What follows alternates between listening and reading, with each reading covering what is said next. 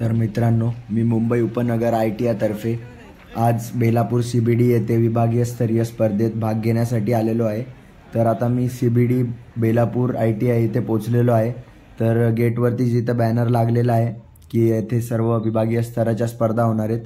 तर या ठिकाणी एकदम चांगलं असं नियोजन केलेलं आहे। तर रायगड, रत्नागिरी, पालघर अशा बरेच लांबून ITIचे विद्यार्थी इथे भाग घेण्यासाठी आलेले आहेत। तर बघूया, आता पहिले माझीच मॅच चालू झाली होती चेसची। तर मी बुद्धिबळ या स्पर्धेत जिल्ह्यावरती प्रथम आलेलो, त्यामुळे मला विभाग खेळण्यासाठी इथे आणलं होतं। तरी माझी फायनल मॅच चालू होती। तर मॅच झाल्यावरती पुढे मी गेलो, तरी ते मुलींची पण कॅरमच्या मॅचेस चालल्यात आणि त्याच बाजूला मुलांच्या पण कॅरमच्या मॅचेस चालल्या होत्या। तर मॅच बघून झाली माझी। तर बोललो चला जाऊया आता आपण, कारण की ग्राउंडवरती खो खोच्या मॅचेस चालू होत्या। तर माझा खो खो आवडता गेम आहे, तर मी तो बघण्यासाठी आलेलो। तर इथं फायनल मॅच चालू होती, रत्नागिरी वर्सेस पालघर।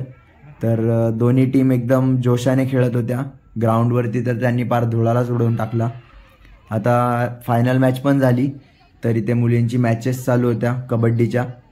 तर दोन्ही टीम एकदम जोरदार प्रदर्शन करत होत्या गेममध्ये। तर तुम्ही बघू शकता डॅश केलेलं आहे ते।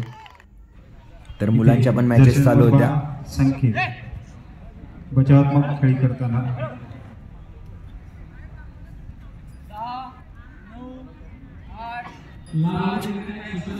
तर आता सर्व मॅचेस झाल्यात, आता बक्षीस समारंभ लवकरच चालू होईल। तर पहिले बक्षीस समारंभात माझाच नंबर आला होता बुद्धिबळमध्ये प्रथम, तर मी बक्षीस घ्यायला जातो आता। या ठिकाणी स्वागत करायचं आहे। बुद्धिबळ म्हणजे बुद्धीला दिलं जाणारं बळ या ठिकाणी प्रचंड प्रमाणात लागतं।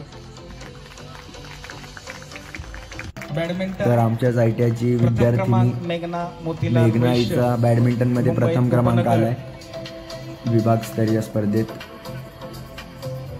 खो खो या स्पर्धेत खेळाचे खूप चांगले असे प्रदर्शन दाखवत रत्नागिरीची टीम प्रथम क्रमांकाने आली आहे। तर त्यांचा पण इथे सत्कार होतोय।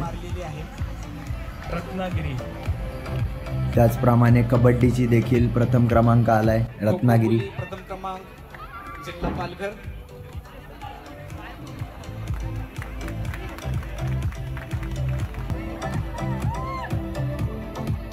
तर ज्या पण टीम्स आता या विभागस्तरीय स्पर्धेत प्रथम आल्यात, त्या सर्वांना राज्यस्तरावरती जायचं आहे मॅचेस खेळायला।